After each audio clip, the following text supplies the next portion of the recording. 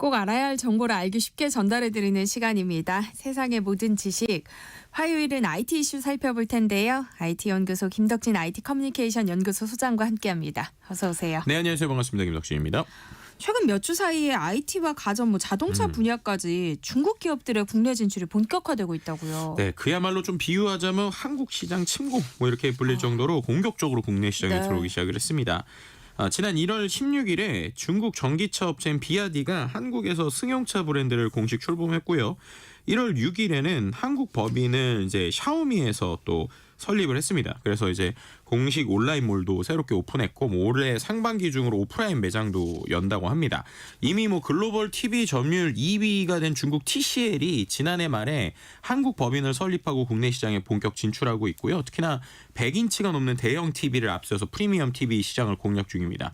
또 이제 최근에 이제 전자상거래 같은 경우에도 중국 전자상거래 기업들이 한국에서 무섭게 성장하고 있는데 알리익스프레스나 테무가 대표적입니다. 특히 이제 신세계그룹 계열인 플랫폼 지마켓과 이제 알리익스프레스가 동맹 관계를 구축하면서 또 한 번 시장을 좀 움직이려고 하고 있고 테무 같은 경우에 지난달에 813만 명의 월간 이용자 수를 확보해서 11번가 제치고 3위까지도 치고 올라왔거든요. 그래서 이런 부분에 있어서 말씀드린 대로 IT, 온라인, 오프라인 다양한 형태에서 갑자기 중국이 본격적으로 우리나라에 좀 들어오고 있는 모습들이 작년 말 올해 초에 상당히 많이 보이고 있는 상황입니다.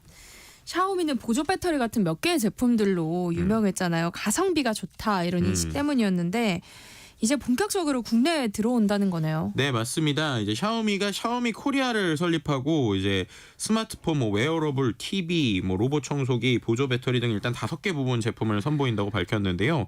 그동안에 이제 국내 총판을 통해서 자급제 스마트폰이나 전자제품 판매했는데 이제 맞춤형으로 이제 우리나라에 서비스 내놓는다는 겁니다. 그리고 서울 지역에 자체 오프라인 매장도 낸다라는 것이고요. 네. 말씀해주신 것처럼 원래 이 샤오미는 이제 한때 이제 우리나라에서 대륙의 실수다 이렇게 불리기도 했어요. 그러니까 어떻게 보면은 가성비가 높은데 성능이 좋다 이런 것 때문이었는데요.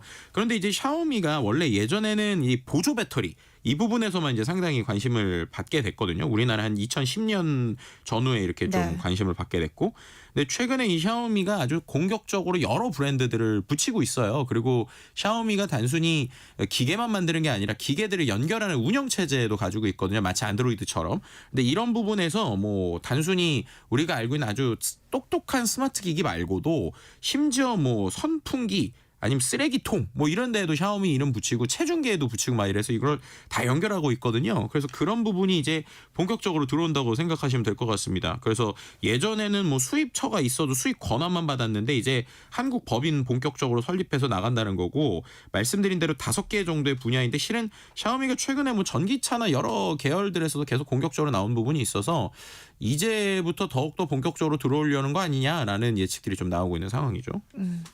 또 비아디라는 전기차 업체도 국내 진출을 선언했다는데요. 네. 이 회사는 왜 익숙하게 들리는 거죠? 이 회사가 이제 전기차 회사구나라고 이제 보고 지금 이제 승용차 이런 거 나오는구나라고 하지만 실은 우리 주변에 이미 로고가 많이 보여요. 그러니까 비아디라는 게 이제 중국식 발음이고 이제 원래 이제 미국의 브랜드는 BYD라고 써 있거든요. 네. 아마도 우리나라 버스들에서 많이 보셨을 겁니다. 맞아요. 우리나라 특히나 서울권에 있는 전기버스들 로고들 보면 이 비아디가 상당히 많아요.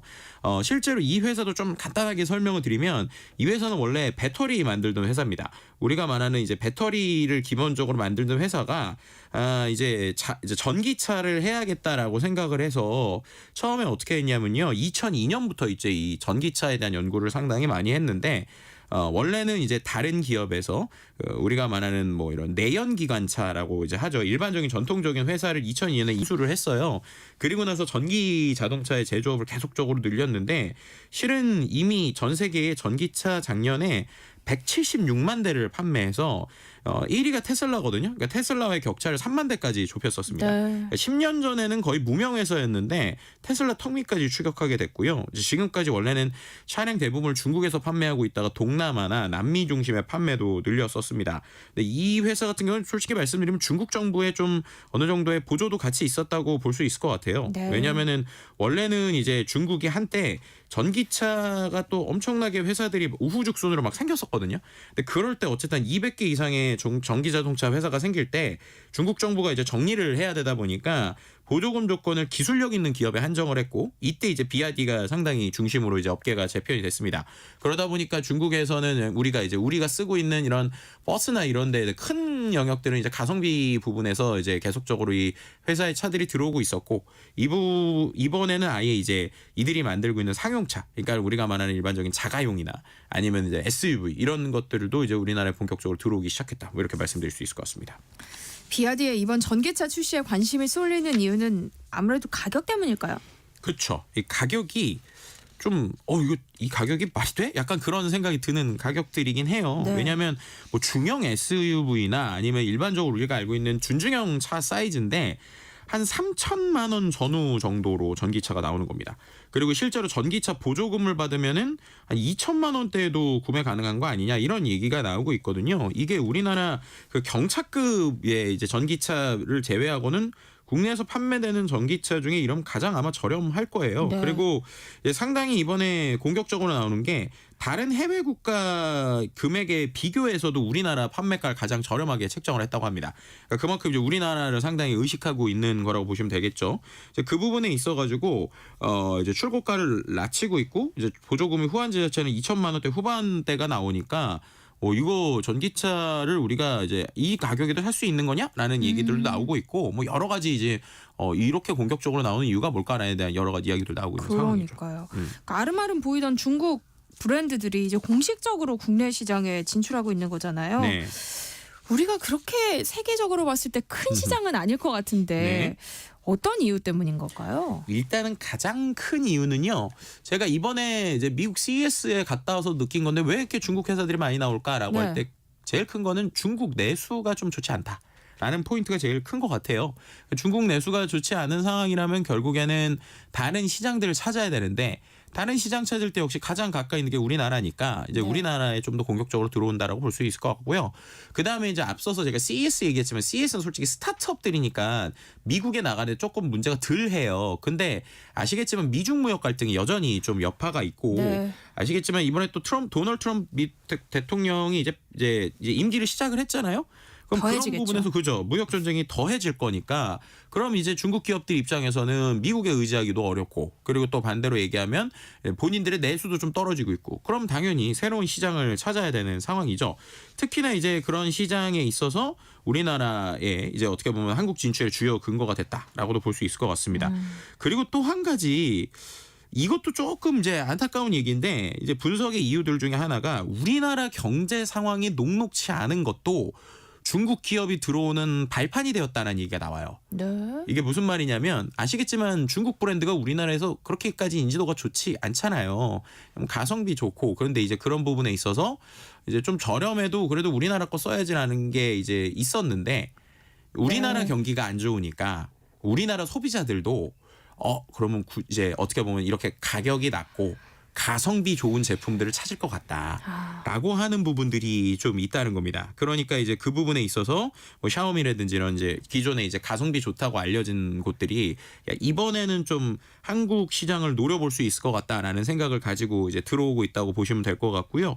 그리고 또 이제 이런 부분에 있어서 그래서 키워드를 약간 프리미엄이 아니라 준 프리미엄, 그러니까 약간의 프리미엄이 있는데 가성비는 좋은 이 포지션으로 지금 샤오미도 그렇고 앞서서 말씀 비아디도 그렇고 좀 이렇게 들어가고 있다라고 하는 부분들이 좀 어떻게 보면은 우리 시장에 지금 적극적으로 눈을 돌리게 되고 있는 종합적인 계기다. 뭐 이렇게도 말씀드릴 수 있을 것 같습니다. 네, 이렇게 공식적으로 들어온다는 건 그만큼 자신감이 있다는 의미잖아요.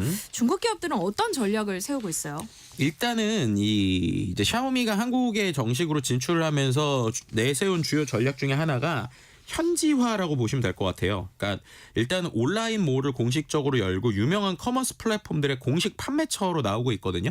그럼 이게 어떤 차이가 있냐면 공식 판매처를 통해서 판매된다는 건 정품 인증이라는 게 이제 된다는 거예요. 그러니까 우리가 옛날엔 해외 직구라는 게 있었잖아요. 그럼 해외 직구를 한다고 뭐 이게 정품이다 아니다 인증을 안 해주는데 이 부분에 있어서 정품 인증을 하고 향후 3년 동안 이제 AS 같은 사후 지원을 한다라는 겁니다. 이제 그런 부분에 있어서 이른바 말하는 업계에서 말하는 이걸 현지화라고 하거든요. 그러니까 기존에 있었던 부분들을 이제 어떻게 보면 이제 강력하게 이제 AS나 이런 것들에 대해서 보완을 해주는 거죠.